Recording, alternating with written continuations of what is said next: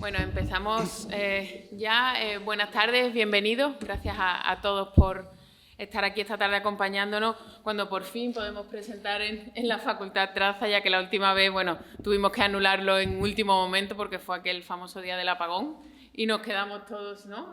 Fue ese día, ¿verdad? El día del apagón. Digo, a ver si fue, como hemos tenido últimamente varios días altercados. Pero bueno, felizmente estamos hoy aquí.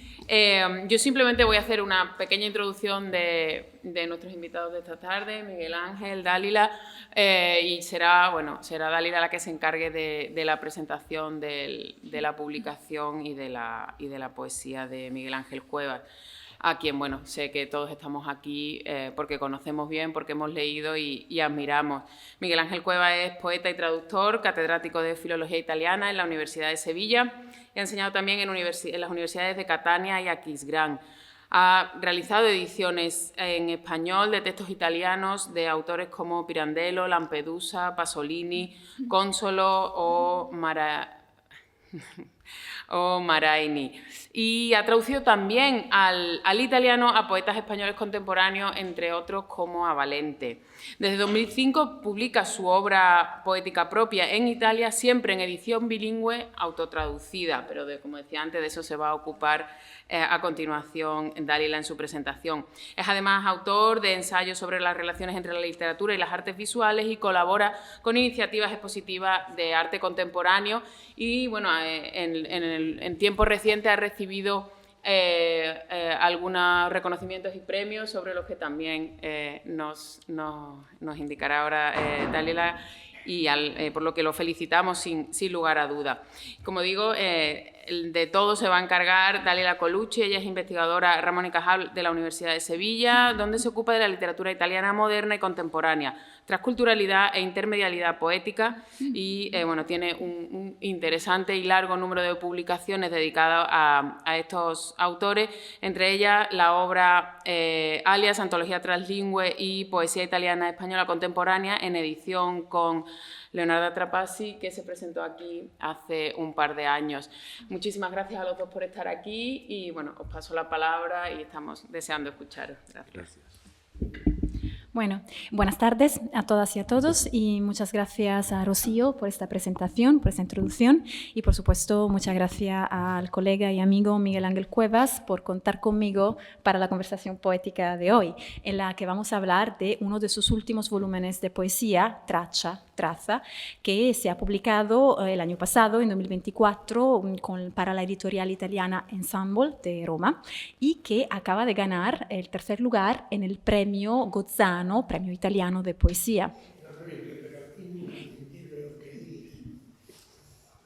¿Se oye bien? Sí. Vale. Bueno, en cuanto a premios, también cabe mencionar que acaba también de ganar el premio Montano por la poesía inédita. Así que, digamos, es un reconocimiento importante de la obra poética de Cuevas. Volviendo a Tracha es una colección poética igualmente importante, también lo atestigua el premio Gozzano, que tras el aparente bilingüismo del título, porque he llevado título Traza, en italiano y en español, y de los textos recogidos aquí justamente en español e italiano, esconde un estratificado y extenso universo translingüístico. Y ya veremos lo que es el translingüismo y en el específico el translingüismo de nuestro autor.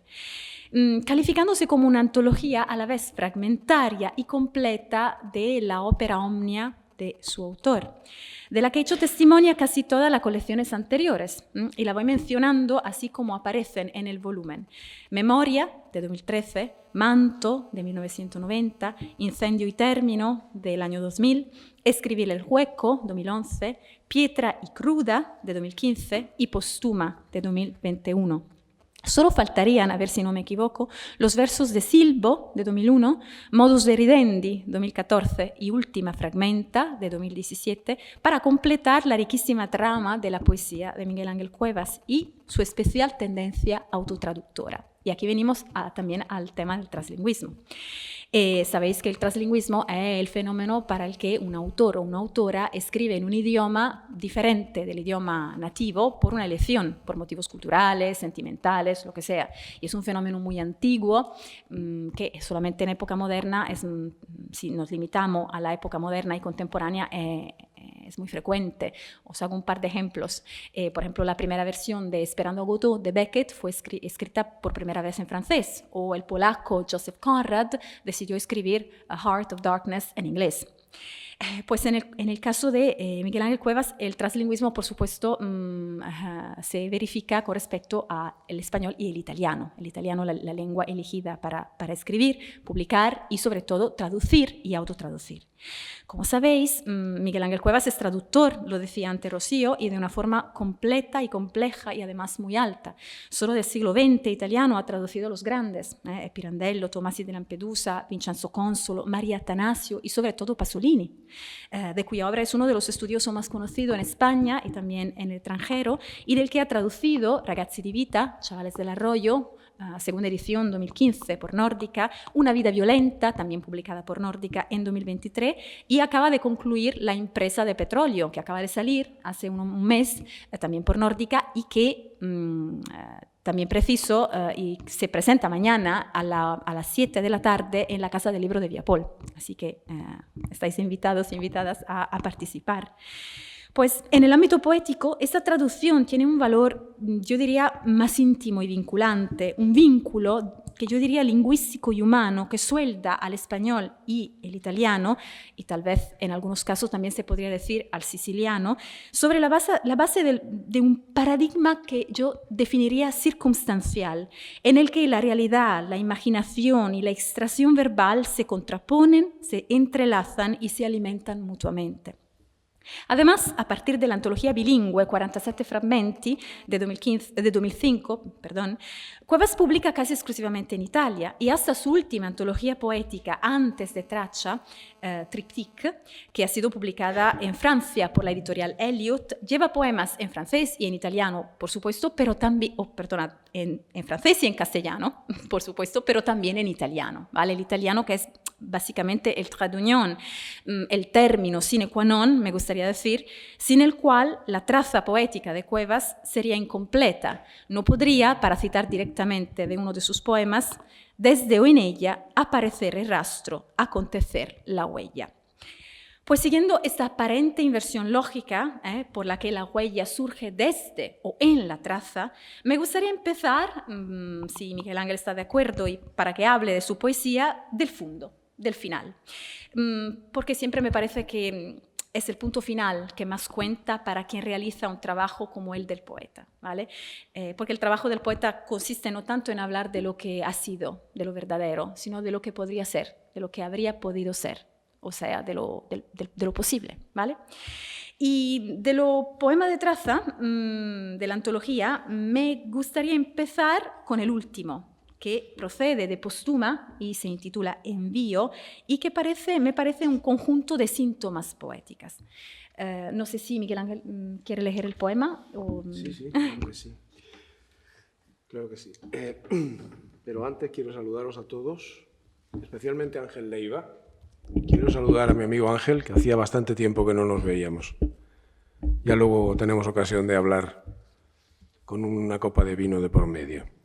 Estoy muy contento de verte, Ángel, muy contento. ¿Algún detalle, alguna precisión? Memoria, que aparece aquí, una de las secciones de traza o traccia, se titula Memoria, es una segunda forma de un libro precedente. Eso no está declarado aquí, por lo tanto no podía saberlo, pero precisamente por eso lo aclaro, ¿no? Memoria es una segunda forma, publicada en efecto en 2013, de un libro que se publicó en 1987 y que se titula Celebración de la Memoria. Y es una segunda forma, en el título no está el sintagma segunda forma, el título pasa de ser Celebración de la Memoria a ser Memoria, pero sí en una nota final se le llama a este conjunto de poemas segunda forma de celebración de la memoria. El homenaje es evidente a Pierpaolo Pasolini, ¿no? en ese simple sintagma. En fin, no me extiendo, pero Pasolini en el 74 publica de nuevo su obra dialectal en un volumen titulado La Nueva Juventud, en el que reproduce la mejor juventud del 54 y una segunda forma de la mejor juventud. Y ese conjunto de la mejor juventud más la segunda forma de la mejor juventud es la Nueva Juventud del 74. Es un guiño a Pasolini. Después, la segunda sección de este libro se titula Manto y se ha publicado hace poco, a finales del 24, pero acabo de presentarlo en varios sitios, en Madrid, en Valencia, en Granada, etc. Esta vez sí en el título está Segunda forma de manto. Esta vez sí que está en el título. Y es de nuevo una reescritura, publicada en el 24, del libro del 90. Si es el caso, luego podríamos hablar de por qué esta especie de manía reescritural, ¿no? Por supuesto. Podríamos quizá hablar de eso. En cuanto a lo que me planteas, claro, para quien coja este libro en las manos, Envío es lo último. Pero como decía de nuevo Pasolini, el autor se sirve de todos los trucos y las deshonestidades posibles. Lo decía citando a Jean Cocteau. Este texto, que ahora leeré, es el último de este libro. Pero este texto está publicado ya como último en Última Fragmenta del 2017. Y la primera vez que se publica como último de Escribir el hueco, el libro del 2011. Es decir, que no es el último, aunque aquí está colocado como último y, por tanto, sí es el último. No lo es y sí lo es al mismo tiempo. Pero también sabemos, los que nos ocupamos de literatura, que normalmente a menudo por lo menos, casi siempre, por no decir siempre, las introducciones es lo último que se escribe. Y muy probablemente los epílogos son lo primero que se escribe. Bien. Es un texto que se presenta intencionalmente ambiguo desde el punto de vista formal o genérico. Después de una sucesión de 250 páginas de poemas muy breves, con versos muy breves, cuyo andante es un andante antidiscursivo, de repente el lector se encuentra con un texto de versos largos en los que hay poca sustancia rítmica, es decir, versos que son intencionalmente prosásticos, ¿no? Y además de carácter discursivo. O sea, desde el punto de vista formal es una especie de palinodia de todo lo anterior. Quiero decir con esto que es un texto declarativo, ¿eh? Y que el que quiere interpretarlo como poesía lo interpreta como poesía y el que no lo interpreta como una cosa que está dispuesta como si fueran versos, pero que versos no son. Cualquier interpretación es aceptable porque además, en cualquier caso, como tantos nos han advertido, el autor no es precisamente el más autorizado para interpretar sus textos. Por tanto, la interpretación del intérprete prevalece siempre sobre la interpretación del autor. Antes de toda forma, hay un ceder a la materia. Un asentimiento articula espacios al nombre, inverificables. La oquedad ritma su disposición, su escucha. Un gesto, la pronunciación en la improbabilidad, la presencia no requerida, sin interlocución, atónito y suspenso. Hurga en su angosta fluencia, apropiándose la función que nadie le otorga. El trazo verbal innatural, la palabra escrita como inicio y síntoma de efabilidad, no arraiga en los cercados de la certidumbre, si los vislumbra y atraviesa. Transita estupefacto entre residuos remotos, sentenciados. ¿Acaso pueda, desde o en la traza, aparecer el rastro, acontecer la huella? Gracias, Miguel Ángel. Bueno, yo quería empezar por el último poema, último de esta colección, que no es último, como tú has explicado muy bien, exactamente porque es un texto que a la misma vez, a la vez es poético y declarativo. Bueno, no me gusta mucho la definición de declaración de poética, pero sí que veo aquí algunos rasgos fundamentales de tu poesía. Porque la poesía, como la palabra escrita, tú escribes, no arraiga en los cercados de la certidumbre. Parece un gesto innatural y atrevido, además, nacido de la tensión entre materia y forma. Siempre es un fragmento sin interlocución, sin trascendencia. Y sin embargo, como parecen sugerir esos versos, como atestiguan esos versos, la poesía ocurre. Llevando huellas de nosotros, del mundo, del otro, de un modo inesperado, estupefacto, residual, pero no por eso menos deslumbrante. Entonces, lo que me gustaría preguntarte es si puedes aludir, si no realmente explicar, en qué campos de sentido se desarrolla tu partida poética. Dado que tus poemas, aunque tal vez sea mejor hablar de fragmentos, ¿no? Porque tú hablas mucho de fragmentos en relación con tu poesía. Si tus fragmentos ponen en escena una desconexión total de la tradicional función referencial de las palabras. Quizá no se puede hablar exactamente de significado, pero sí se puede hablar de sentido. Sí. Entonces, ¿qué sentido tiene para ti la poesía? Es una pregunta casi imposible de responder, por lo menos yo no creo ser capaz de responder. Pero, en fin, para añadir complejidad y oscuridad al asunto, que es de lo que se trata, empezaré recordando que este texto que acabamos de leer y al que se ha referido Dálila, la primera vez que se publica, que ya he dicho, es en Escribir el hueco, un texto del 2011, se publica con una cita, con un epígrafe, que luego, en las otras ocasiones en las que se ha publicado, no aparece ese epígrafe. No aparece en Última Fragmenta y no aparece en Traza. Sí aparece en Triptych, en la edición francesa.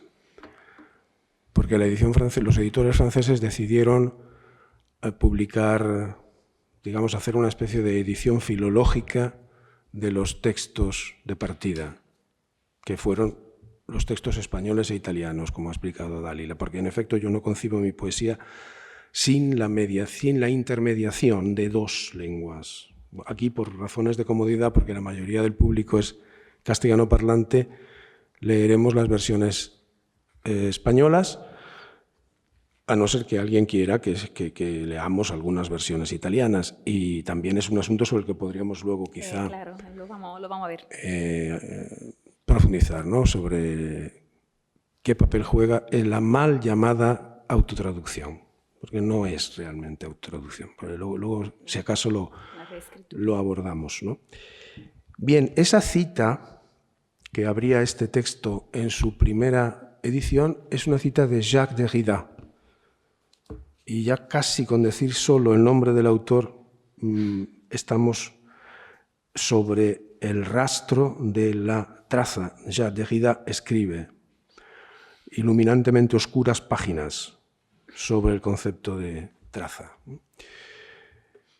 Esa cita de Jacques Derrida dice, no dice eso, pero no dice otra cosa.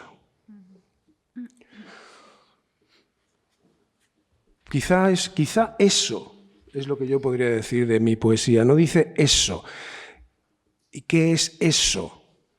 Eso es una traza, es decir, es el nombre,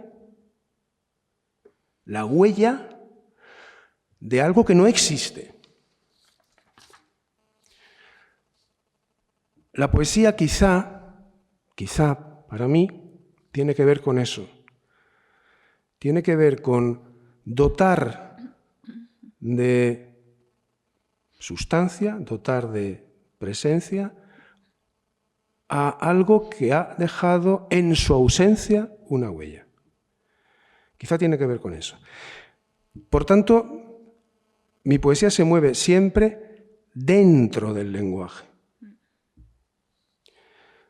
No con el lenguaje habla, sino del lenguaje habla. Estamos siempre dentro del lenguaje. De momento me podría decir algo así de mi poesía. Podría decir muchas otras cosas y otras personas que han leído y han escrito al respecto han dicho muchas otras cosas. Podría decir quizá también como elemento sustancial la búsqueda a través de la palabra, es una tarea bastante ardua y probablemente condenada al fracaso, la búsqueda a través de la palabra el máximo grado posible de abstracción, es decir, el máximo grado posible de matericidad de la palabra y ausencia de referencialidad a través de la palabra. La palabra no puede dejar de ser referencial, dejaría de ser palabra. Pero la palabra puede, el decurso de la palabra puede vaciarse de discurso o puede pretenderse vaciar de discurso. Por eso en la poesía que yo hago no hay narración, apenas hay descripción, muy poco verbo y adjetivos a menudo en función nominal. Es una poesía que pretende nombrar. Y aquí me voy a contradecir. Al mismo tiempo que digo que la poesía es quizá la sustanciación matérica, permítaseme el oxímoron, la sustanciación matérica de una ausencia, al mismo tiempo que digo eso, también digo, con unos versos de Escribir el hueco, el libro dedicado a Jorge Oteiza, hablo para tocar la palabra que nombra, para tocar lo que la palabra nombra. Una cosa y la otra. Bueno, muchas gracias. De hecho, me has anticipado un par de puntos que quería tocar. Uno es lo de Derrida y el otro es, efectivamente, hablo para tocar la palabra que nombra, que era uno de los textos sobre el que me gustaría luego enfocarme un momento, quedarme un momento. Yo creo que ha hablado muy bien de lo que yo definiría el núcleo de carencia, ¿no?, de tu poesía. Uh-huh. Esta idea de intentar buscar la abstracción, la ausencia de referencialidad. Y creo que la referencia a Derrida es de verdad muy adecuada, no solamente por el tema de la cita, del epígrafe que mencionabas antes, sino también para esta valencia antifenomenológica de la traza, ¿no? Uh-huh. Que Derrida habla mucho y decía en páginas iluminatamente obscuras, ¿no? Es verdad. Porque la traza nunca es traza de algo, sino de lo que no está, de lo que no se presenta y quizás podría presentarse. En ese sentido, la traza también es un momento de cesura, ¿no? Es como de una diferencia, se podría decir, referenciando una vez más a Derrida, de una grieta, como tú dices muchas veces, no precedida por nada, pero a partir de la cual algo puede aparecer. Y, digamos, sobre esta traza, continuando lo que me gustaría que fuera un viaje hacia atrás, una especie de rastreo de las trazas de tu poesía, quizás podríamos pasar a un texto de Piedra y Cruda, que se encuentra a página 200 y es el fragmento, el poema número 6, que empieza con las palabras mancha la tabla, que me parece, digamos, expresar un poco lo que hemos dicho, porque es un intento de escribir el hueco, por mucho que proceda de una colección diferente de la colección que se intitula Escribir el hueco. Sí, este fragmento, en efecto, como ha dicho antes Dálila, yo prefiero nombrar a los textos fragmentos y no poemas. Este también es un texto raro en el conjunto de los poemas escritos, los fragmentos que he escrito, porque también aquí el verso tiene un cierto tono discursivo, tiene un cierto tono prosástico. Digo prosástico, adjetivo que creo que no está reconocido todavía por la Academia, pero la Academia es una antiguaya que le cuesta mucho reconocer las palabras, porque no es lo mismo que prosaico. Prosástico es que tiene un andante de prosa, mientras que en castellano prosaico es otra cosa, como todos sabemos, ¿no? Y ese andante prosástico, además, está favorecido en el caso de esta edición por una errata. Una errata porque en el segundo verso, después de bocas porque respire, aparece incrústala de huesos vaciados de tuétano, el tercer verso. No, el tercer verso es incrústala de huesos vaciados de tuétano. Como dice el italiano, la traducción, la versión, claro. O sea, no traducción, la versión italiana. En la versión italiana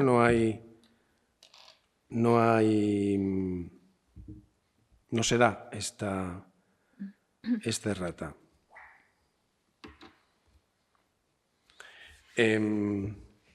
Este fragmento es un fragmento que en su día escribí a propósito de una obra pictórica. Una obra pictórica de Massimo Casagrande, que es el pintor que ilustra Escribir el hueco, precisamente. En Escribir el hueco, para cada fragmento hay un dibujo. Es más, el poema está impreso sobre el dibujo. Escribir el hueco es un libro que hizo mi queridísimo amigo, poeta y editor Angelo Scandurra, que nos dejó ya en el año 22, con el refinamiento y el exquisito gusto que tenía. Es un libro hecho en papel de algodón, intonso, hay que abrir cada página, o sea, los pliegos están plegados, pero no están cortados, no están guillotinados. Hay que usar un cortaplumas, o sea, hay que trabajarse en la lectura del libro, vamos. Hay que usar un cortaplumas para abrir las páginas y además está impreso en color gris, no en color negro. Porque, como decía Oteiza, el gris es el color que sustenta la piedra. Eso decía Oteiza. Y el libro está impreso en gris, no en negro. Entonces, sobre los dibujos grises están impresos los poemas también en color gris. De modo que las letras que no dejan de ser dibujos, por más que tipificados y codificados, no dejan de ser formas diseñadas en una superficie bidimensional, es decir, no dejan de ser dibujos, se confunden con los dibujos. Bien, pues a propósito de una obra de Massimo Casagrande está escrito este fragmento. Máximo Casagrande es un pintor que podríamos situar en el ámbito del matérico informal, del informalismo matérico. Podríamos situarlo ahí, aunque ha cambiado mucho en su trayectoria pictórica, pero cuando yo conocí su obra, y este poema está escrito a partir de ese primer conocimiento a su obra, estaba en un momento informalista matérico. Cuadros muy grandes, colores o muy claros o muy oscuros, todo el cuadro dominado por un solo color, o sea, una cierta presencia de Rothko detrás de los cuadros de Máximo Casagrande también, pero con toques, digamos, de matericidad, ¿no? La cosa curiosa es que este poema dedicado a Máximo Casagrande, que como digo, podríamos decir que es un informalista matérico, hace poco tiempo, presentando Triptych en Almería, leí este poema, que está incluido también en Triptych, lo leí. Y entre el público estaba Carmen Álvarez Coto. No sé si sabéis quién es Carmen Álvarez Coto. Es una grandísima pintora madrileña que tiene una casa en Cabo de Gata, igual que yo. Y ahí nos conocimos precisamente en una exposición suya en el Castillo de Carbonera. Es una exposición, cuadros magníficos. La última gran exposición que ha hecho Carmen Álvarez Coto la hizo en el Monasterio del Paular, en Rascafría. En fin, solamente si ya sabéis de qué sitio estoy hablando, podéis calibrar la medida de la altura estética de los cuadros de Carmen Álvarez Coto. Bueno, pues cuando Carmen Álvarez Coto leyó este poema, y luego estuvimos hablando entre unos cuantos amigos que estábamos allí, siempre muy pocos, en las presentaciones siempre hay muy poca gente, como es justo que sea, me dijo, ese poema está dedicado a Tapies, ¿verdad? O sea, que en efecto hay presencia en este poema de ese elemento informal matérico que es el que caracteriza la totalidad de la obra de Tapies y que es el que caracteriza un determinado periodo de la obra de Máximo Casagrande. Diré antes de leerlo también que en su primera publicación integrando un libro, porque primero se publicó como una tarjeta, de las tarjetas que hace Pisco Lira, tan maravillosas para las exposiciones de la Carbonería, sobre todo cuando tenían la vieja casa del siglo XVIII, que les robaron prácticamente. Hacía unos tarjetones preciosos, un papel extraordinario, y la primera publicación de esto fue en un tarjetón que invitaba a una exposición de Máximo Casagrande. Y además llevaba títulos, se titulaba Lo Pintado. Después de eso, cuando ya se integra en un libro que es Piedra y Cruda, libro del 2015, ahí, en Piedra y Cruda, ya forma parte de un tríptico, que tampoco está declarado como tal tríptico. O sea, yo no sé, vamos, iba a decir no sé si hago bien o hago mal, no me importa si hago bien o hago mal, es lo que debería decir. Considero que el lector de poesía es el lector más desinteresado que podamos imaginar, porque la poesía es algo tan gratuito, tan inútil, que, o por lo menos la mía, que igual que yo me permito toda suerte de libertades, el lector se tiene que permitir toda suerte de libertades. Entonces, digamos que no hay coerciones, apenas hay informaciones paratextuales en mis textos, apenas, por no decir nunca. En este libro, nunca. En este, nunca, en ningún caso. En otros libros sí hay alguna que otra información paratextual, pero la información paratextual se reduce, por ejemplo, a poner al pie de la página donde hay un fragmento, poner entre paréntesis Samotracia o Pantálica. Entonces, el que quiera que se vaya a unir ese fragmento con Samotracia o con Pantálica y que saque las conclusiones que le parezca oportuno. En este caso, esto forma parte de un tríptico que tampoco está declarado como tal tríptico ni aquí ni en ninguna de las ocasiones en que se ha publicado, y es un tríptico en el que, como en los trípticos del Renacimiento y sobre todo del Renacimiento, como en los trípticos de la escuela holandesa o los trípticos de Durero, son tres superficies. La superficie central es aproximadamente el doble que cada una de las superficies laterales. Tan es así que al cerrarse las superficies laterales, el tríptico en teoría se puede trasladar cogiéndolo de un asa que tiene encima, si es pequeño, o en todo caso ocupa mucho menos espacio en el traslado al poderse plegar sobre sí mismo, ¿no? En este tríptico, el primero y el tercero de los elementos son marcadamente más breves que el elemento central, que es este.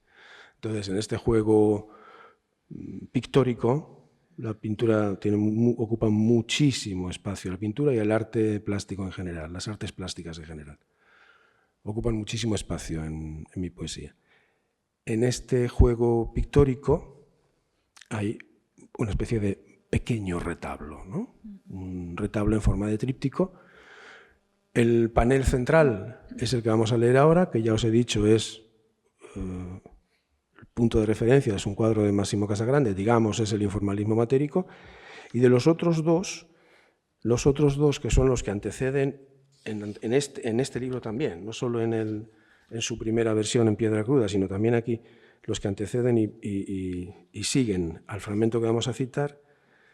Los cuadros son un cuadro de Gabriel Angler, un pintor bávaro del siglo XV, del que se conserva muy poca obra, pero se conserva un enorme cuadro que está en la Pinacoteca Antigua de Múnich, que es una crucifixión. Un cuadro muy grande que tiene aproximadamente 5 metros de largo por aproximadamente 3 de alto, y que en su día fue cortado porque los monjes de no sé qué santuario cerca del Tegernsee, el lago Tegen, pues no les cabía y lo cortaron, lo hicieron dos partes para que así cupiera. En fin, es una de estas barbaridades que se hacen, ¿verdad? La particularidad de este cuadro es que todo era una grisalla. La grisalla, que como sabéis es una técnica de pintura en gris, era lo que se usaba precisamente en los retablos para pintar las partes que normalmente no se veían, las que se veían cuando el retablo se cerraba. Están pintadas en gris, son grisallas. Bueno, pues un cuadro de 15 metros cuadrados, todo en grisalla. Es una barbaridad, es decir, es una cosa bárbara, en el sentido argentino del término. Es una cosa extraordinariamente hermosa. Solo tiene algún que otro toque de amarillo y algún que otro toque de naranja, por ejemplo, los cabellos de Magdalena, pero casi todo es una grisalla. Y lo que cierra el tríptico es, sin embargo, hay una continuidad de la presencia del cuadro de Gabriel Angler, pero aparece Antonello da Messina. Aparece Antonello da Messina con sus crucifixiones. Las crucifixiones de Antonello, que están siempre ambientadas, es decir, el fondo de los cuadros de Antonello da Messina todavía no se estaba en condiciones de pintar, tendría que llegar Leonardo y hacer todas sus reflexiones sobre la perspectiva aérea. Entonces aún no se conocía la perspectiva aérea, pero Antonello la intuye, y ese fondo de las crucifixiones de Antonello es el estrecho de Messina, y se ve la roca de Scilla, se ve la punta de Torrefaro, eso que mitológicamente se llama Cariddi. Estos son los dos elementos más breves del retablo. El central, que es el que pide Dalila que leamos, dice así: mancha la tabla, imprégnala de aceites, de betunes, cubre o desvela nudos, bocas porque respire, incrústala de huesos vaciados de tuétano, de medulas ardidas, sucias manos de piel resquebrajada, surcos de arcilla ácida, rayas que descifran sombras, partículas, arenas, argamasas, contornos vacíos en el muro ausente, dales nada, la huella de humedad abriéndose, la luz, de formas, azaga de sí, figura de su materia, muéstrales el hueco matriz de la larva. Gracias, Miguel Ángel. La verdad que he disfrutado mucho, como creo también todos los que están aquí en la sala, de la digresión visual que has hecho explicando este retablo, el tríptico que compone, del que el poema, el fragmento que acabamos de leer es la parte central. Una digresión visual que también es un poco un recorrido en este paradigma de investigación que revelan las trazas de tus fragmentos y que no siempre quedan perfectamente evidentes a una lectura superficial. Hay que hacer una lectura culta de esos fragmentos. fragmentos. Sobre las relaciones entre el arte visual y plástica, y la abstracción y la representación, quizá me reservo de volver al final, cuando estaremos ya en el epígrafe de Traza, en el recorrido hacia atrás. Pero ahora me gustaría, digamos, quedarme en un par de cosas. La primera es el comienzo del fragmento, mancha la tabla. Esta imagen del manchar que me ha resultado muy impactante, también en italiano, macchia la tavola.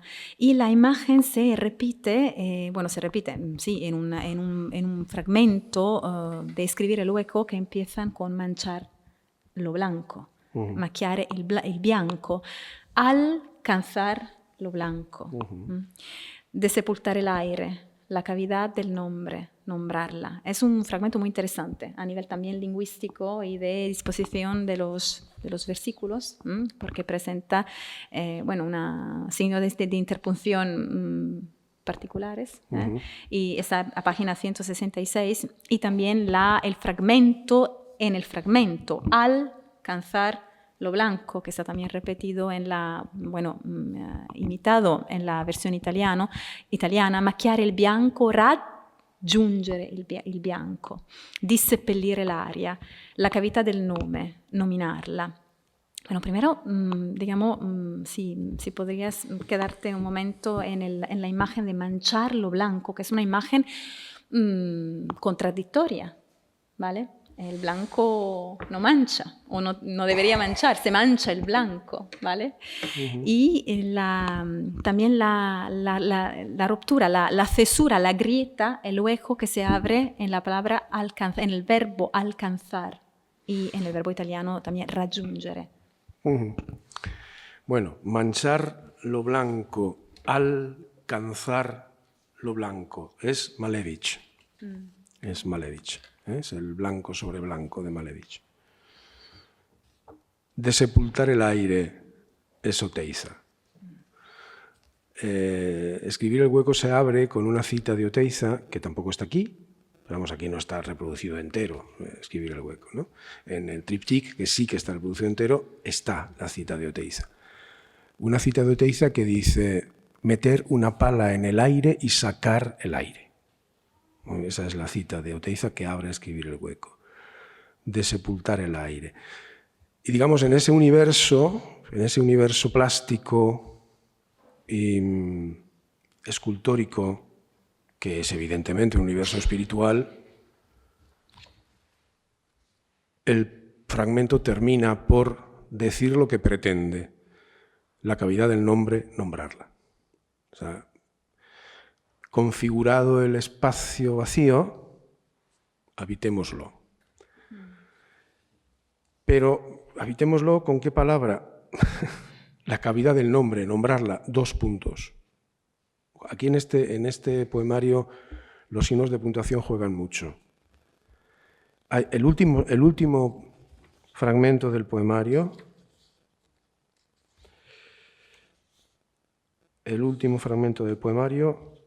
no tiene...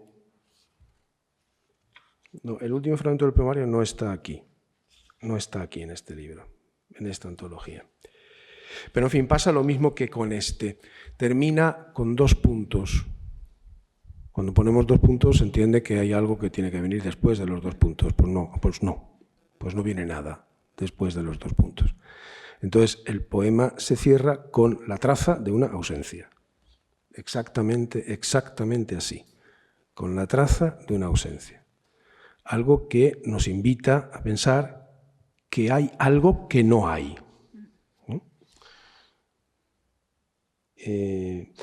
¿Por qué alcanzar lo blanco?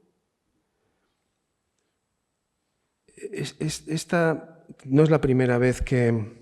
Vamos, quizás sí es la primera vez Escribir el hueco. Luego es algo que reaparece en algunos fragmentos posteriores de otros libros. Por ejemplo, en Piedra Cruda, donde hay 2 poemas que son bastante largos. No son los 2 poemas más largos que yo he escrito. Uno tiene que ver con música, concretamente con una música de jazz y el otro tiene que ver también con la pintura. Ahí en esos dos poemas largos sí que hago de nuevo uso de esta ruptura de la palabra entre dos versos. Se pueden juntar varias razones para explicar esta voluntad de plantear de esa forma la palabra. Por un lado, una razón rítmica, que no sé hasta qué punto aquí juega o no juega, pero sé que juega a menudo en los casos en los que una palabra se parte de manera abnorme entre dos versos, por supuesto sin señal de... sin guioncito, sin guioncito que indica que estamos en una sola palabra partida, por supuesto sin guioncito. Una razón rítmica y también una razón de suspensión. Yo creo que, y en esto difiero de algunos colegas, la poesía hay que leerla verso a verso. Yo creo que cada verso tiene su entidad. Entonces, por ejemplo, por citar el primero que me viene a la mente ahora, el famoso soneto de Miguel Hernández del Rayo que no cesa, el famoso soneto del toro. Bueno, hay muchos sonetos dedicados al toro en el Rayo que no cesa, pero este quizás sea el más famoso. Como el toro he nacido, no sé si os suena, ¿no? Como el toro he nacido para el luto. Ese es el primer verso del poema. Como el toro he nacido para el luto. Casi toda la gente que recita ese poema, sobre todo si es gente de teatro, que yo creo que se cargan los poemas cuando los recitan porque los declaman, no los leen, los declaman. Pero sean o no gente de teatro, casi todo el mundo dice, como el toro he nacido para el luto y el dolor, como el toro estoy marcado. No, señor, el poema es como el toro he nacido para el luto y el dolor. Es decir, el endecasílabo termina en luto. El encabalgamiento tiene que marcarse como tal encabalgamiento. Es decir, hay una pausa al final del endecasílabo.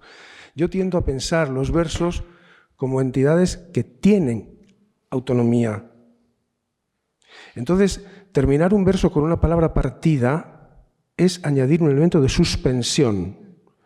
De suspensión, evidentemente, de suspensión semántica. Evidentemente, ¿no? Estas son probablemente las dos razones que me llevan a hacer ese tipo de cosas. Que tampoco lo hago mucho, pero de vez en cuando parece así, algo así. Pues sí, en esta metafísica de la ausencia, ¿no? En esta suspensión entre lo residual y el epifánico, y pasando, digamos, de la esfera visual y volviendo un poco a la esfera más literaria, de intertextualidad, si así podemos decir, pensaba que esta idea de escribir el hueco, la hilera de huesos, de residuos, de huellas que aparecen en los últimos fragmentos que hemos leído y en general en las varias trazas que componen la antología, son conceptos que, y específicamente el concepto del hueso, me remiten a la esfera de Montale, ¿vale? Y entonces, y también recuperando lo que decíamos antes de Derrida y Montale, hay mucho de deconstrucción, por cierto, en traza, pero ¿cuánto hay de hermetismo? ¿Cuánto cuenta la huella de Montale? La huella de Montale, yo creo, voy a ser, como decía Pasolini, terrorista, nada. Ahora bien, yo he traducido alguna vez algún poema de Montale y en alguno de mis fragmentos está presente ese Montale y también está presente, pero muy, muy metamorfoseado, muy travestido, justamente la chiave di volta de la idea de la traza en Montale, es decir, l'osso di seppia. Pero con estas dos excepciones, que no sé si están en este libro o no me acuerdo, pero ahora lo buscamos y si están las leemos. Con esas dos excepciones, yo creo que no hay mayor presencia de Montale. Otra cosa es decir que la presencia del hermetismo es, sin embargo, absoluta. absoluta, pero no del hermetismo montaliano, del hermetismo, sobre todo del hermetismo del primer Ungaretti. Sobre todo, por encima de todo, del hermetismo del primer Ungaretti. Sí, la primera sesión de traza, sobre todo, me ha parecido manto. Está en Incendio y Término. También. En Incendio y Término hay dos fragmentos que están directamente, lo que pasa es que no sé si están en esta antología, directamente tocados por la presencia de Montale. ¿De Ungaretti? No, de Montale. Estaba yendo a ir a presentar justamente esos únicos dos momentos en los que está Montale. En página 122. Larvas, torsos encorazados, lamen los hurtados despojos. Aves se hunden al sepulcro de agua. Gotas salmastras amenguan la mirada del absorto en la ribera. El husmeador del vuelo. El anguilla di Montale. O sea, el último verso es casi literal. Literal, el pescador d'anguille, el husmeador del vuelo. O sea, estoy trayéndome a mi terreno el cursus montaliano.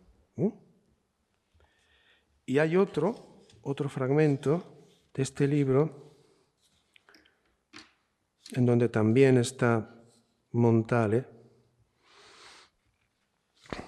y está concretamente el oso di Seppia, pero está muy, como digo, muy travestido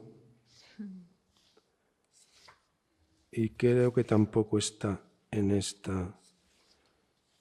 volumen. En todo caso, está tan travestido el oso di Seppia que no se le nombra hueso de sepia, se le nombra pluma caliza. Una pluma caliza es un hueso de sepia. Una pluma caliza, ya digo, no sé si está en este volumen, pero en la edición de Piedra y Cruda, en el volumen completo, sí está. Pero ya digo, se nombra al hueso de sepia con otro de sus nombres castellanos, pluma caliza. Una pluma caliza es un hueso de sepia, exactamente eso. O sea que, ya digo, el hermetismo montaliano no ha sido, quiero decir, Montale es un poeta inmenso, esto es evidente, ¿no? Es hasta idiota decir que yo lo diga, ¿no? Pero no ha sido nunca una lectura habitual para mí, ¿no? Ya digo, y tengo algunos amigos y excelentes poetas. Carlos Sagún, un poeta que dejó de escribir en los años 80, de la misma generación que José Ángel Valente, Jaime Gil de Viedma, etcétera, de esa misma generación, Claudio Rodríguez, pero Carlos Sagún llegó un momento, después de su último libro que se titula Memorial de la Noche, que está publicado por la editorial El Bardo, de Barcelona, dejó de escribir y dejó de publicar y casi de escribir. Se dedicó a traducir a Montale y sus traducciones de Montale no están publicadas, pero yo las he leído, claro. Y a escribir además un libro en catalán que es una historia muy larga y muy curiosa que no sé si nos va a dar tiempo a contarla.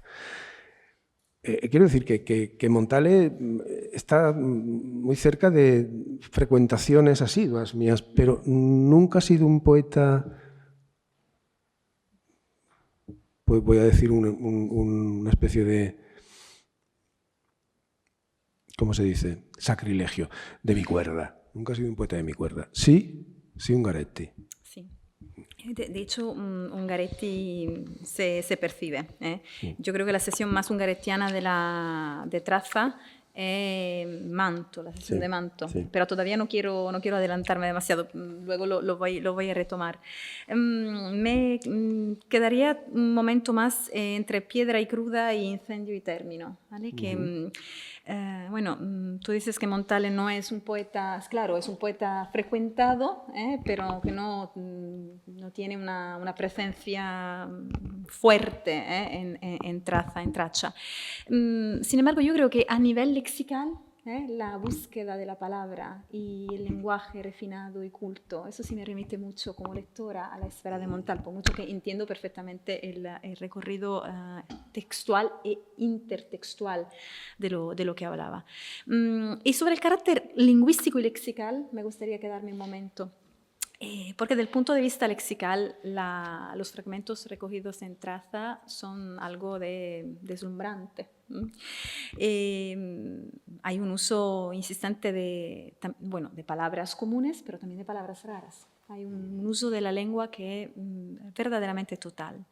Emilio Zucchi en la Gazzetta di Parma ha hablado de, y cito, deslumbrante poemas del torrencial, áureo, inagotable, magistral, coruscantemente cromático y lexicalmente magnífico Miguel Ángel Cuevas. Esa es una traducción mía improvisada, pero digamos que me interesaba quedarme un momento en el utilizo de la lengua de la palabra. Yo diría que cada palabra, si se me permite la comparación con lo que escribía en 1970 Goffredo Parise sobre Carlo Emilio Gadda en un ensayo que me gusta mucho que se intitula Le bombe dell'ingegnere, las bombas del ingeniero, siendo por supuesto el ingeniero Carlo Emilio Gadda, que era ingeniero y escritor. Pues, si se me permite la comparación, yo diría que cada palabra es un poco una bomba en esos fragmentos, una cábala, a veces irrepresentable, de objetos reales y materiales y fónicos y gráficos. Lo hemos visto antes en el fragmento manchar lo blanco, alcanzar lo blanco. Objetos, palabras que son también objetos, que solo pueden contemplarse uno a uno y uno tras el otro, y solo al final, todos juntos. A ver si podemos pasar a Incendio y Término, el fragmento 13 de página 125, que de toda la colección me ha parecido el ejemplo más encarnado, si así podemos decir, siempre respetando la tensión entre materia y forma, entre lo que es más material y lo que es más abstracto, intangible. Bueno, la encarnación más fuerte, la perfecta encarnación de un cuerpo a cuerpo entre la palabra y la significación y el mundo. Es un poema ahí donde la palabra ahonda, como tú mismo escribes en otro fragmento de Escribir el hueco. Me gustaría que lo leyera, sobre todo porque me he preguntado, lo he leído yo también y en voz alta, porque me ha parecido la única manera de enfrentarme a los versos, y me parece un reto leerlo. Por eso te lo pregunto, porque me gustaría escucharlo de la voz del poeta. Este fragmento también es uno de los más largos, que me refería antes a él, ¿no? De los dos fragmentos más largos que he escrito, es un texto que aparece en un catálogo de una exposición de un pintor que se llama Ricardo Junio. Pero, sin embargo, evoco otra vez a Pasolini los trucos y las deshonestidades.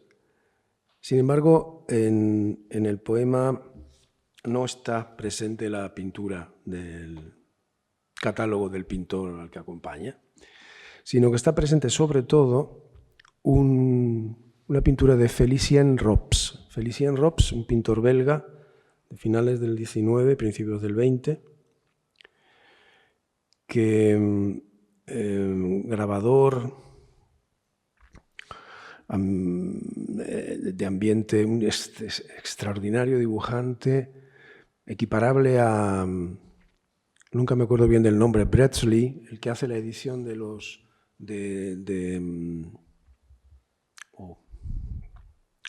este escritor dublinés, de Oscar Wilde, el que hace la edición de la Salomé de Oscar Wilde, el que hace los dibujos de la primera edición.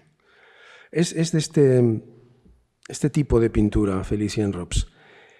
Es autor de un dibujo, un cuadro que habéis visto todos, que es una mujer que parece una prefiguración de una figura sadomasoquista que lleva a un cerdo cogido por un cordel. Es ese pintor, Felicien Rops. Y este cuadro al que me refiero se titula La muerte esparciendo cizaña. El cuadro es, en un primer plano bajo, hay como una ciudad atravesada por un río, que bien pudiera ser París, bien pudiera ser Londres, y una figura fantasmática, que es la figura de la muerte, esquelética, cubierta de harapos, que esparce cosas encima de la ciudad. Yo este cuadro lo vi por primera vez en la portada de una novela de Juan Goytisolo, de la primera edición de una novela de Juan Goytisolo que se titula Macbara. La portada de la primera edición de Goytisolo, Seix Barral, no me acuerdo el año, 80 quizá, tú ahí me puedes ayudar, creo. Es este cuadro de Felicien Rops.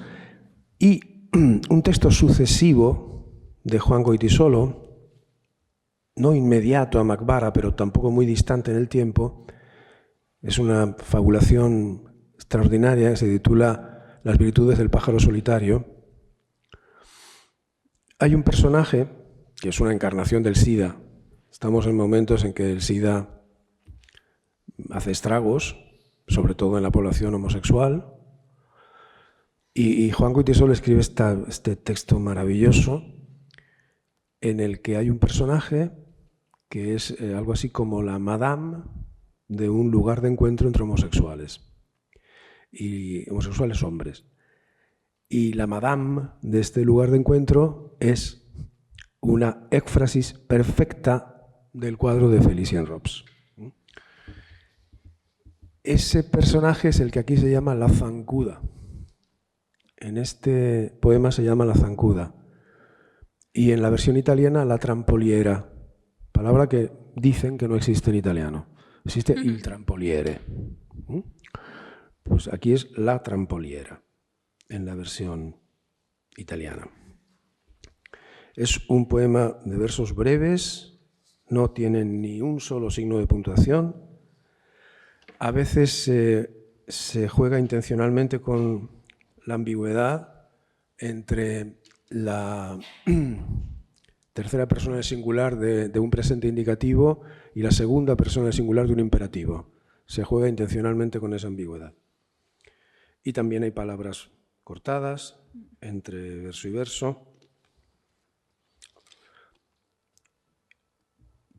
Él mira, te mira, ves el lienzo, albo como la hoja, alba, ceniza, vértigo, de la ausencia, el origen, de la palabra origen, del trazo solo, vaciado entre mordaza y vómito o evanescencia güera, cólmala, araña el aire, ansía, el ahogo del aire lacerado por la zancuda, por la agorera de la noche, hurtadora de la noche, danza, huye de la zancuda, invoca el fulgor de la noche, cárdena que vela, lo negro, vélate, en promesa de agua, danza, sobre la tierra rubra, el oxidado ocre de la tierra, jalde y amaranto, falca la tez de la zancuda, hazla girar en torno a tu huella de arena en los bajíos, silbe el látigo, zahiere la y huye, huye, muerte, huida,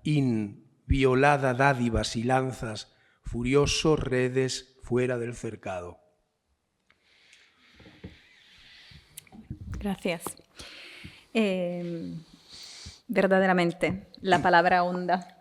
No voy a comentar nada sobre esos versos ya, pero me parece estoy todavía aún más convencida que la metáfora de las palabras como bombas funciona de verdad.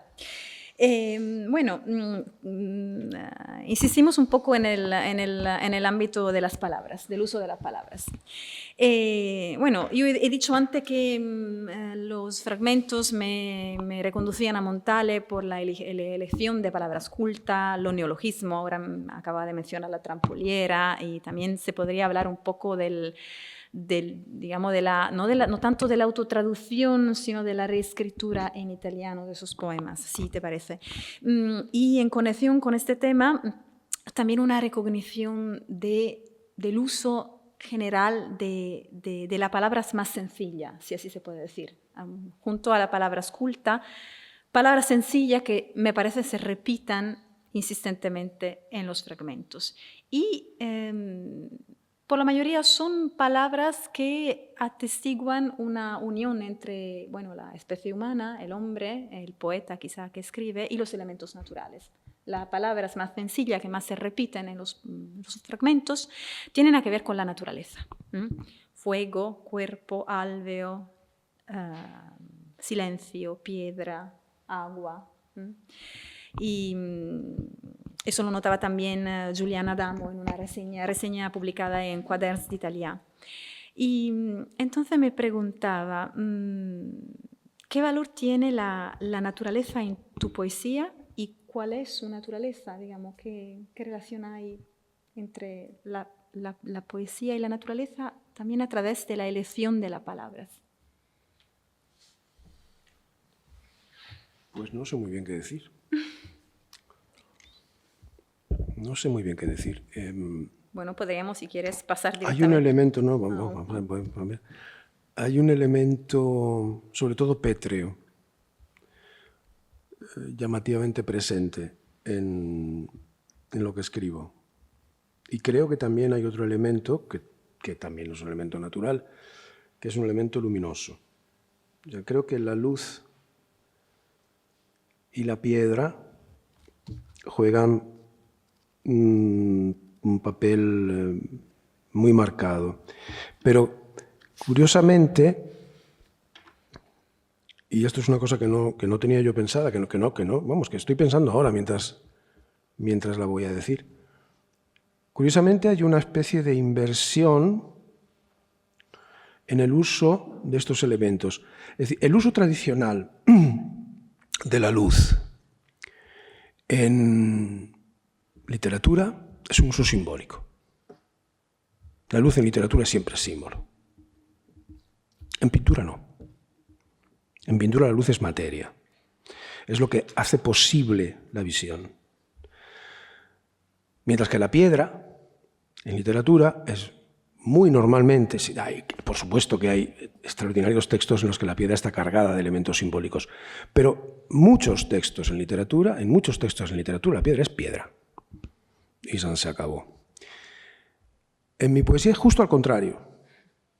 La luz posee un valor normalmente no simbólico.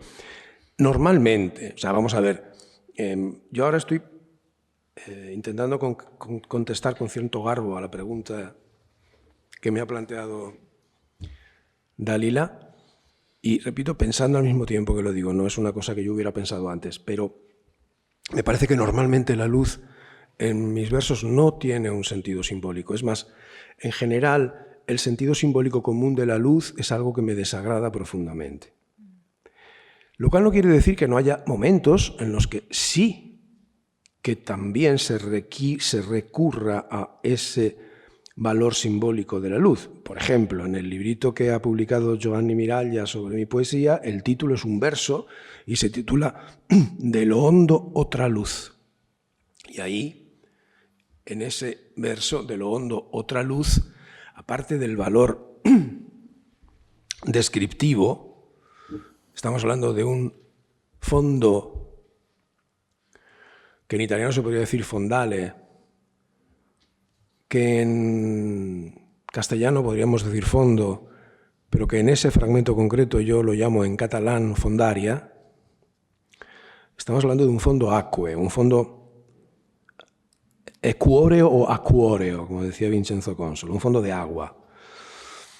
Entonces es un fondo que puede ser luminoso, si hay algún rayo de luz que lo atraviesa desde dentro. Y no estoy contando milongas, son cosas que se dan en efecto en la naturaleza. Hay cuevas marinas en las que entra la luz. Y la luz es visible proyectada desde el fondo. Entonces, en ese de lo hondo otra luz, que es un fondo líquido, el que construye la situación del poema, la luz tiene ambas valencias, también la valencia simbólica. Pero por lo general la luz, elemento natural, en mi poesía, designa la luz. Es más, ese conjunto que tú has muy bien identificado como el más ungaretiano, manto, y si acaso lo es más todavía en su reescritura, la reescritura publicada recientemente, la segunda forma de manto, si acaso es más ungaretiano todavía, ese poemario nace, entre otras cosas, de una pura sensación visual lumínica, o sea, el descubrimiento de una luz, pero de una luz muy concreta, que es de tal potencia, y poco cuenta el lugar donde la vi. En el lugar donde la vi fue mi ciudad natal, Alicante, pero la vi una vez que me hube ido de Alicante. Primero era algo así como una cosa ontológica, ¿no? Una cosa que yo había visto desde que nací y por tanto no la había visto nunca. Necesité irme y al volver fue cuando la vi, ¿no? Pero poco importa que sea ese lugar o que sea cualquier otro. El caso es que es una luz que recorta las figuras como si fueran siluetas en el aire.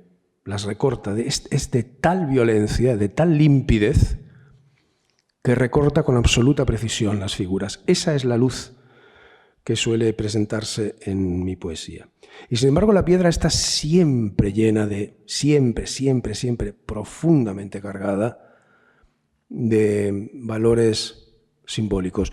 La piedra y todo el universo que tiene que ver con la piedra. Por ejemplo, las esquirlas, las esquirlas de piedra, que en algunos de los poemas conclusivos de Piedra Cruda se asemejan a las palabras. Para explicarme mejor, voy a callarme y va a hablar el poema.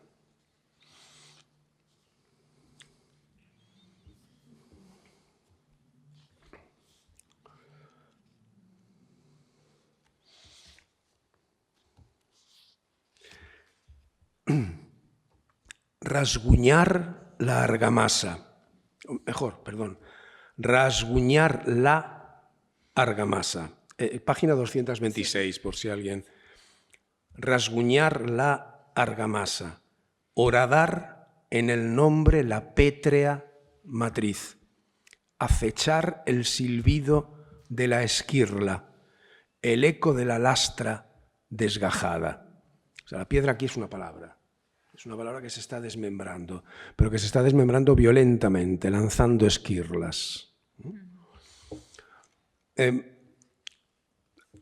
Volviendo a manto, a la segunda forma de manto, es el poemario en el que hay una mayor presencia del elemento natural, digámoslo así.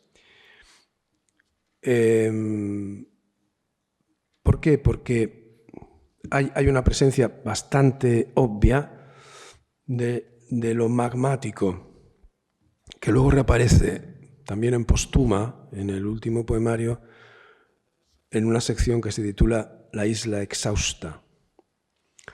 Vuelve a aparecer lo magmático. Lo magmático, es decir, lo volcánico, y la isla exhausta es Sicilia.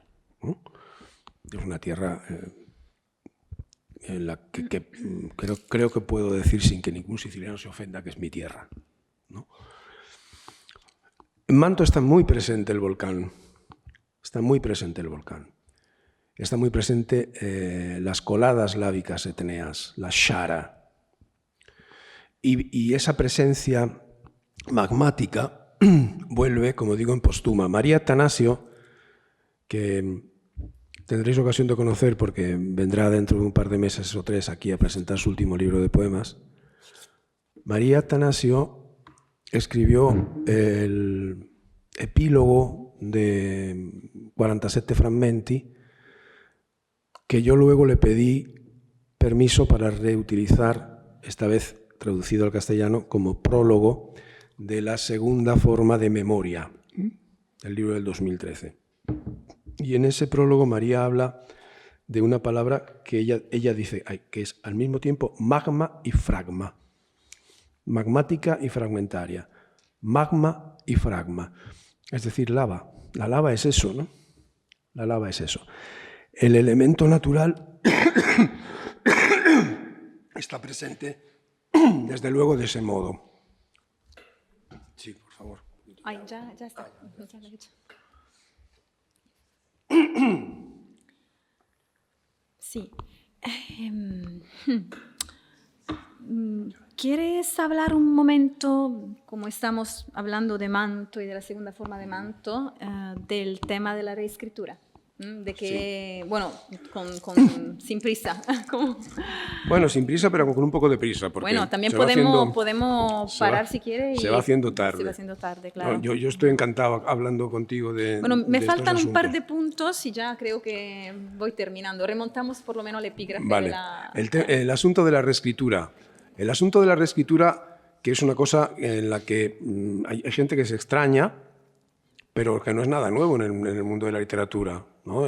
Reescribir una obra no es nada nuevo. Lo hemos visto en el caso de la poesía española del siglo XX, lo vemos clarísimamente en Juan Ramón, en Jorge Guillén, en Miguel Hernández, y en ejemplos del pasado, pues Manzoni, Tasso tuvo toda su vida escribiendo Jerusalem Liberata hasta el punto de que decidió que la versión buena no era la buena y escribió todavía una más. Ariosto escribe 3 veces el Orlando Furioso, es decir, que no es ninguna novedad, no es ninguna originalidad. ¿A qué obedece? En mi caso, obedece a una voluntad de limpiar. Es decir, como si en las primeras formas de estos libros, que son 2, los libros reescritos, y no creo que haya un tercero, creo que el resto de los libros se van a quedar tal cual. Vamos, estoy prácticamente seguro de que se van a quedar tal cual, pero los 2 primeros sí he sentido la necesidad de reescribirlos, porque creo ver en ellos, en sus primeras versiones, elementos residuales en el peor sentido del término. Es decir, elementos que no obedecen a la que quizás sea la poética profunda. Elementos en los que me habría dejado llevar por cierto dictado poético al uso, por ciertas, digamos, entre comillas, modas del momento. Quizá una moda heredada de los poetas llamados venecianos, bizantinos o novísimos, una moda culturalista que inundó la poesía española de los años 70 y principios de los 80, y quizá yo en mi primer libro me dejé un poco llevar por eso. Y entonces, en la reescritura lo que he pretendido ha sido eliminar todos esos añadidos, esa especie de taracea barata, esa especie de yesería de ínfimo nivel, que quizá cubriera una superficie más resistente, más dura y más pura. Quizá vaciando de lacerías y de coberturas, quizá puede aparecer la firme desnudez del muro, si es que hay algo que lo sustenta, Y de hecho, en esos procesos de la escritura, muchos de los poemas han desaparecido, porque me daba la impresión de que no había nada que los sustentara. Y en aquellos en los que creía que sí había cosas que los sustentaran, pues han sido sometidos a un proceso que ni siquiera es de reescritura, es de vaciamiento, es de eliminación de adherencias, ¿no? De eliminación de adherencias. El proceso en su conjunto es un proceso de reescritura, pero que se basa en estos 2 procedimientos, o directamente eliminación, porque me parecía que no había nada que sostuviera la firmeza del muro, o el rescoldo bajo la ceniza, por utilizar otra metáfora, y entonces directamente se eliminaban, o de vaciamiento, de eliminación de superficies adheridas. Esa ha sido mi voluntad, por lo menos, en la reescritura de estos dos libros. Gracias. Yo insistiría, me quedaría todavía hablando de manto, pero como ya de tiempo vamos regular, y, bueno, pasaría de manto a memoria. Y así de manto a memoria, el pasaje, el movimiento de manto a memoria, que es la primera parte de la antología, y para nosotros va a ser la última, por supuesto, sería también un movimiento del campo semántico de la luz y de la mirada, que es dominante en manto, también desde un punto de vista ungaretiano, ¿no? Porque ahí la palabra parece luminosa y al mismo tiempo cegadoramente sola, diría, ¿no? Siempre la luz está acompañada con su campo semántico contrario, que es lo de la oscuridad, de la ausencia de luz. Pero bueno, pasamos de la luz, de la mirada a la voz, ¿no? Que digamos, el centro, el núcleo me parece más relevante de memoria, de la voz y sin embargo nunca del canto, ¿no? Afán el cántico en memoria. Bueno. Y que me parece a la vez una premonición de las etapas de la antología y la manifestación última, para no decir primera, porque aquí estamos haciendo un camino hacia atrás, de la traza evocada en el cierre. Quizás podemos leer solamente el primer fragmento, y luego si hay tiempo y hay preguntas, podemos también volver a la parte más central de esta parte de la colección poética. Vale. El primer fragmento dice, el primer fragmento que realmente, si yo no recuerdo mal, hubo poco que quitar aquí. No es exactamente como en la primera versión, pero no difiere en exceso. Alumbra la umbría de las horas. Verás descadenada por inocuos avisos una voz, desacorde, que habita el cerco de ruido. Una palabra nudará tu atavío. Lo vislumbrado tornará fosa del gozo, cárcava que escombre la huida. Pues, ¿qué diferencia hay entre voz y canto aquí? ¿Qué diferencia hay entre voz y canto? Bien, pues, en efecto, todo se reconduce al final. Habrías de saber qué tarea vana... No, habrías de saber... Me acuerdo de la versión precedente, no me acuerdo de la versión definitiva, pero la busco.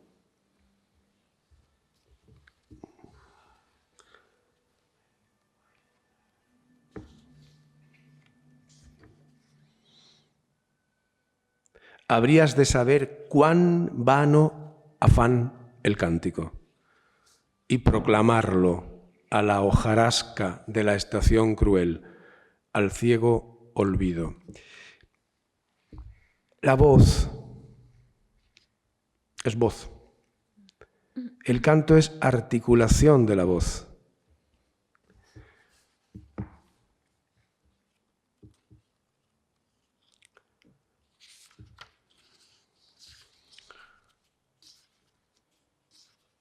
Si toda poesía es un trazo verbal innatural, si la palabra escrita es inicio y síntoma de efabilidad, palabra que tampoco encontraréis en ningún diccionario español, es un italianismo fragrante,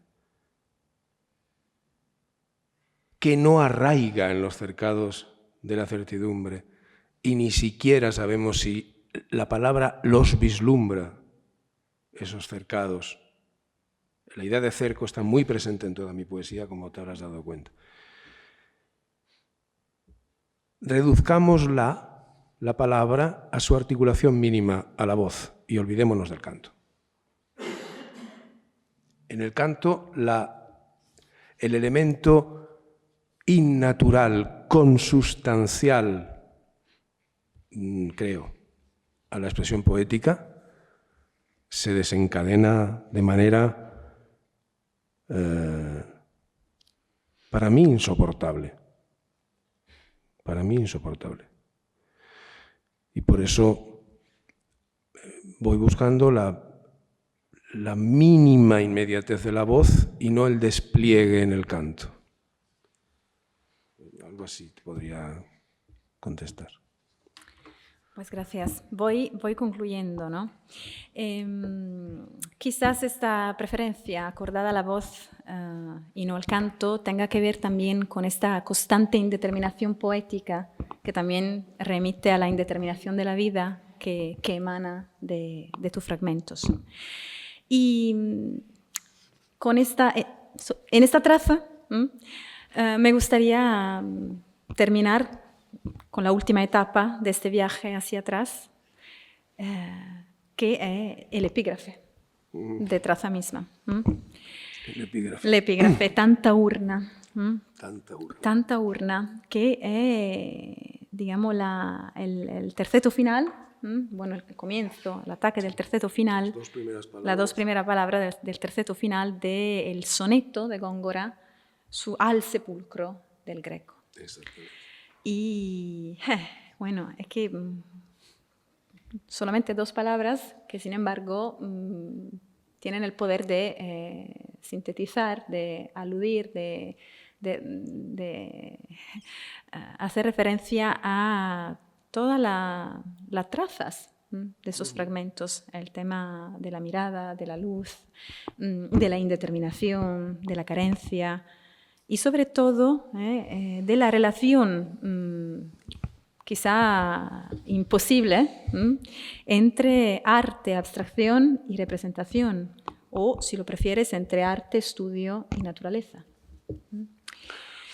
Entonces, bueno, y no es un caso que uno de mis fragmentos favoritos, que creo también tenga que ver un poco con, o por lo menos me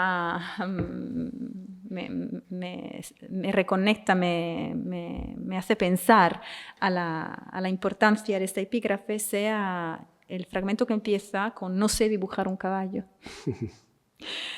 Y entonces sí podríamos cerrar hablando de esta referencia, de la importancia también de tu relación con el maestro barroco y de qué nos quiere decir con tanta urna. Pues Góngora es una lectura de las lecturas formativas, ¿no? La lectura formativa, en mi caso, por excelencia, fue Miguel Hernández. Esa fue la lectura formativa. Lo leí, empecé a leerlo a los 14 años y no he dejado de leerlo. El camino de Miguel Hernández hacia la consecución de una palabra merecida. Paul Celan decía que las palabras hay que alcanzarlas y que para alcanzarlas primero hay que merecérselas. Miguel Hernández es una muestra evidente de ese camino de depuración, de camino de perfección, por utilizar el título de Teresa de Ávila o de Pío Baroja, de búsqueda de una palabra en la que finalmente atrape la vida, quizá. Llegó con 3 heridas, la del amor, la de la muerte, la de la vida, etc. Y la segunda, quizá, lectura formativa, bueno, por ahí en medio se coló César Vallejo, y entre las primeras lecturas formativas está Luis de Góngora. Quizá, si puedo decir que con Miguel Hernández aprendí a hablar, quizá con Góngora aprendí a escribir. Quizá. Con Góngora aprendí a escribir. En la primera edición de Manto, se abre con una cita de Góngora que no está en la segunda forma de Manto. Y esa cita dice: Sombras, un libro que yo le dediqué a Paco Deco y que publicó Manuel Ángel Vázquez Medel, ese libro, esa primera edición. Sombras suele vestir de bulto bello. Es un endecasílabo de Góngora, donde la palabra bulto está usada en su sentido escultóreo. El bulto escultórico es aquello que puede rodear el espectador, o sea, el volumen, ¿no? Entonces, sombras suele vestir de bulto bello. Esa cita de Góngora probablemente no es un eco de Tasso, sino que ambas, esa de Góngora y la de Tasso que cierra Manto en su primera edición, è un eco, un sogno, anzi del sogno un'ombra. Gerusalemme liberata. È un eco, un sogno, anzi del sogno un'ombra. Góngora no se hace eco de Tasso, pero ambos se hacen eco de Píndaro. Ambos se hacen eco de Píndaro. Ese elemento, por tanto, que nombraremos de manera incluso precipitada, intertextual, es absolutamente constitutivo, yo diría, de la escritura, pero en todo caso de mi escritura, sin lugar a dudas.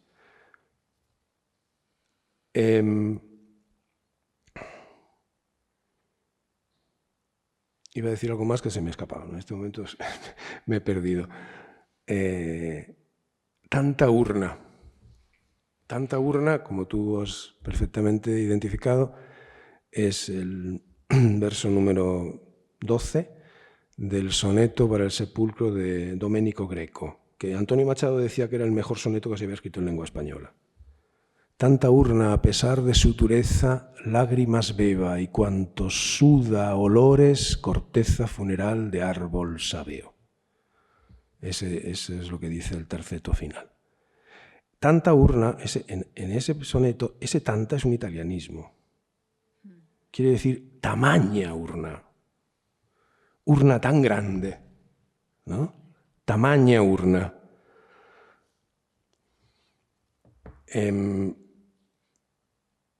Me voy a otro sitio, pero estoy en el mismo. Uno de los fragmentos de Piedra Cruda,